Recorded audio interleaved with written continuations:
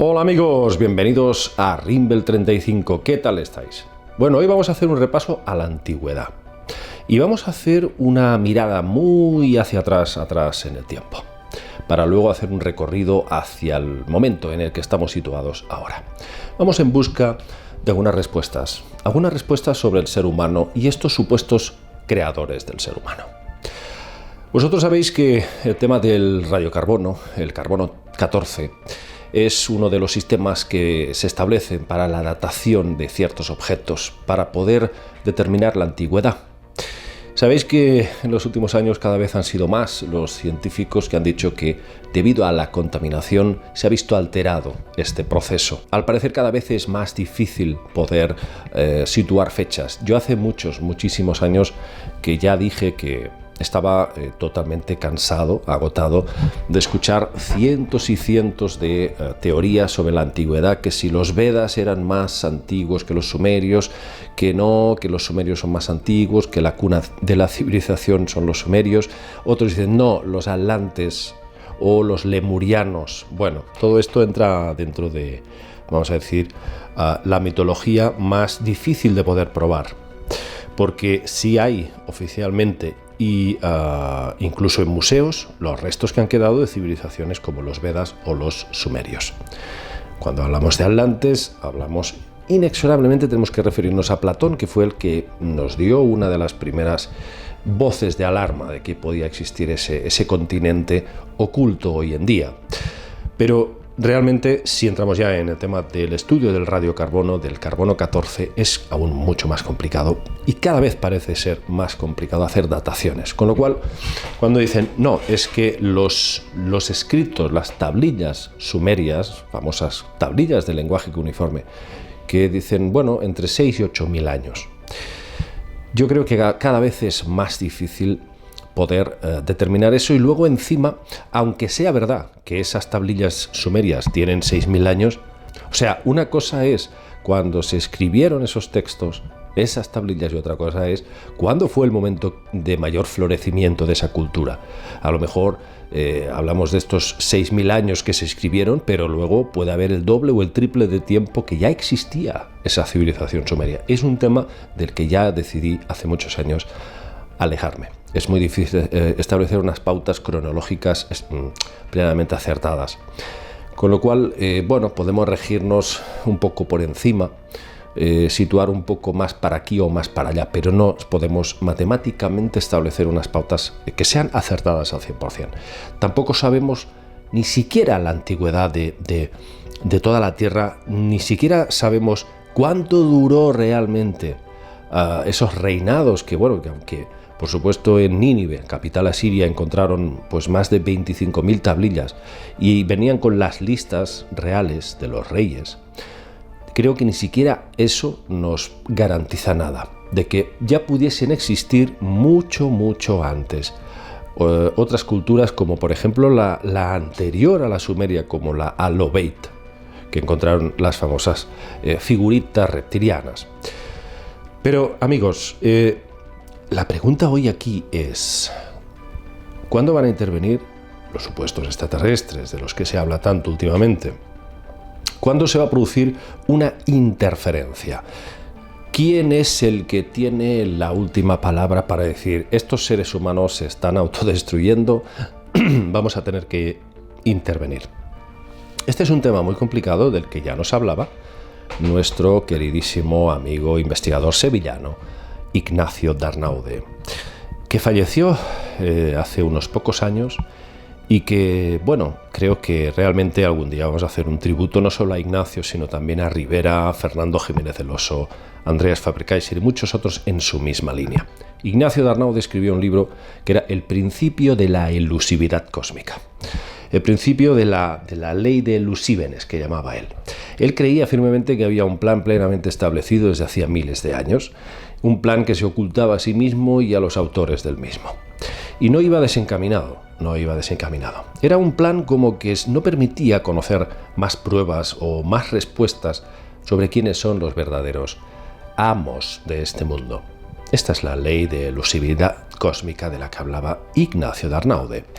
Pero es que todo esto lo vemos plenamente establecido a lo largo de toda la historia. Vemos cómo antiguamente en Sumeria, o quizás un poco antes, quizás en la cultura Alobeit, ya los dioses convivían plenamente con los seres humanos. En la India sucede lo mismo. Los Vedas nos hablan de máquinas voladoras capaces incluso de volar de noche, con un sistema que nos recuerda muy sospechosamente al sistema de infrarrojos. Batallas aéreas increíbles con lo que parecen misiles nucleares, con unas explosiones tremendas que destruyen ciudades enteras, con, vamos a decir, emisiones calóricas que funden las piedras, incluso se vuelven de cristal. Estamos hablando de tecnologías y de batallas aéreas con unas tecnologías increíbles hace miles y miles y miles de años. Todo esto parece que llega un momento en el curso de la historia que estos seres desaparecen de escena. Estos actores siderales a los que consideraba Ignacio de Arnaude desaparecen. Si antes convivían con el hombre, compartían sus conocimientos, les daban todo tipo de lecciones celestes, de la bóveda celeste, astrológicas, astronómicas, nada. De repente se van. Se van, pero, según David Icke, dejan un regalito. Y es que algunos de estos seres se mezclan con las mujeres de la Tierra y crean híbridos. Y estos híbridos tienen unos genes muy particulares. Vosotros sabéis que los genes son una especie de antenas energéticas que son, vamos a decir, la interfase entre este mundo y otras dimensiones. Y ahí lo que han estado haciendo estos seres es seguir dirigiendo en secreto a la humanidad a través de estos híbridos. Híbridos que no son nada más y nada menos que la realeza. Las personas más poderosas del mundo, los descendientes directos de los dioses. ¿Por qué sabemos esto? Porque sabemos que los primeros reinados, por ejemplo, de Sumeria, eran todos descendientes de estos seres. Inicialmente, si hablamos de Oannes, una especie de ser que surge de las aguas del Golfo Pérsico y de repente empieza a enseñar a los humanos todos los grandes principios matemáticos, astronómicos, astrológicos, de ingeniería, de agricultura. A partir de Oannes empieza a haber ahí todo un reinado, una estirpe de reyes, y todos son descendientes de estos seres que son mitad, vamos a decir, reptiles y mitad seres acuáticos. Bueno, pues vamos viendo como personajes que desfilan a través de la epopeya, por ejemplo, la epopeya épica de Gilgamesh. Vemos como Gilgamesh es un gigante tremendo, más de 2 metros de alto, con una fuerza tremenda, que lo ponen a enfrentar con Enkidu, un ser simiesco, con una fuerza física tremenda, y nada, no tiene nada que hacer. O sea, hablamos de seres que gobiernan ciudades enteras, en este caso Gilgamesh, la ciudad de Uruk, y son descendientes directos de estos seres, puestos ahí para gobernar. Entonces la teoría de David Icke, para mí, está plenamente probada. No es una teoría, es un hecho si nos basamos en los escritos que tenemos más antiguos del mundo. Entonces, ¿qué tenemos hasta aquí? Lo que tenemos es que hay unos hilos invisibles, estén donde estén estos seres, desde donde nos siguen controlando, a través de testaferros humanos colocados estratégicamente en puestos de poder. Y esta es la base para entender que no hay que recurrir a planetas y universos y expansiones de universos y galaxias. No hace falta.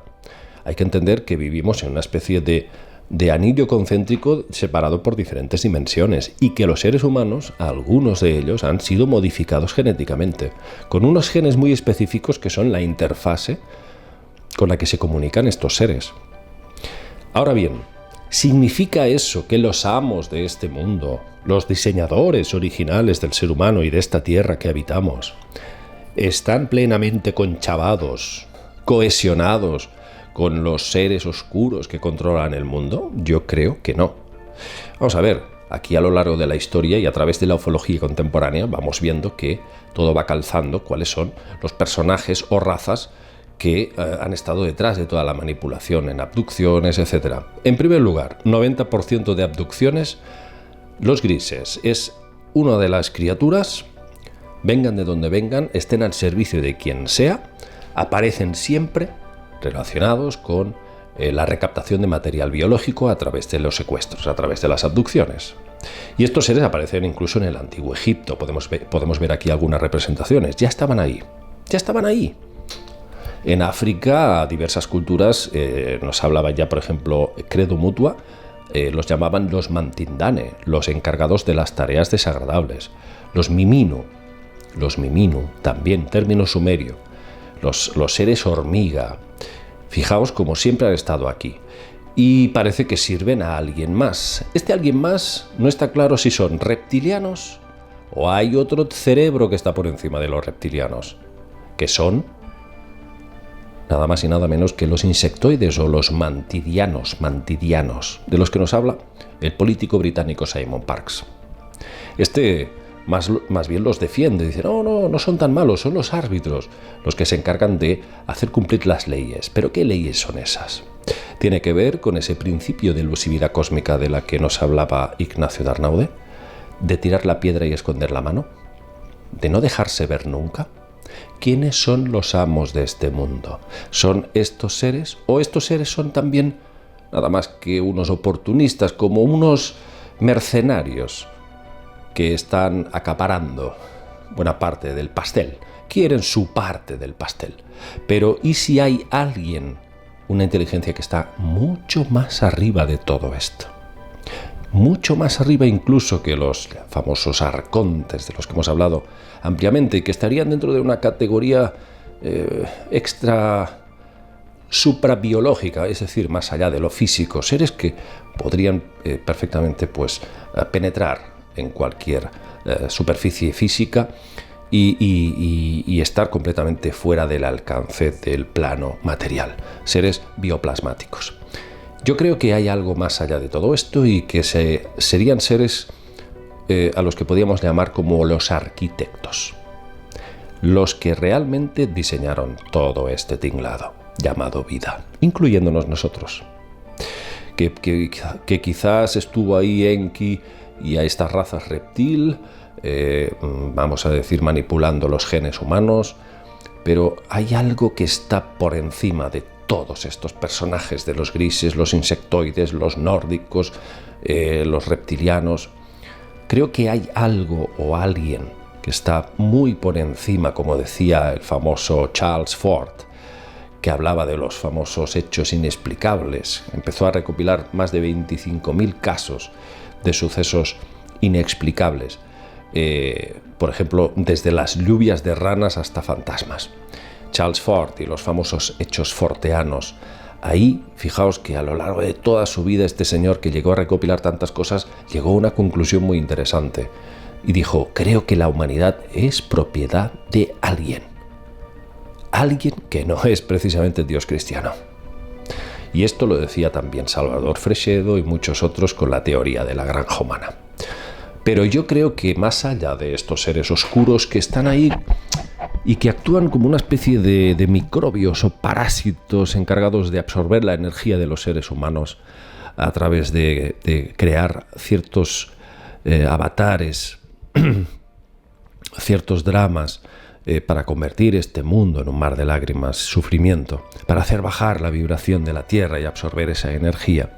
Yo creo que la intención de los diseñadores originales, que creo que hay unos arquitectos originales, no eran negativos.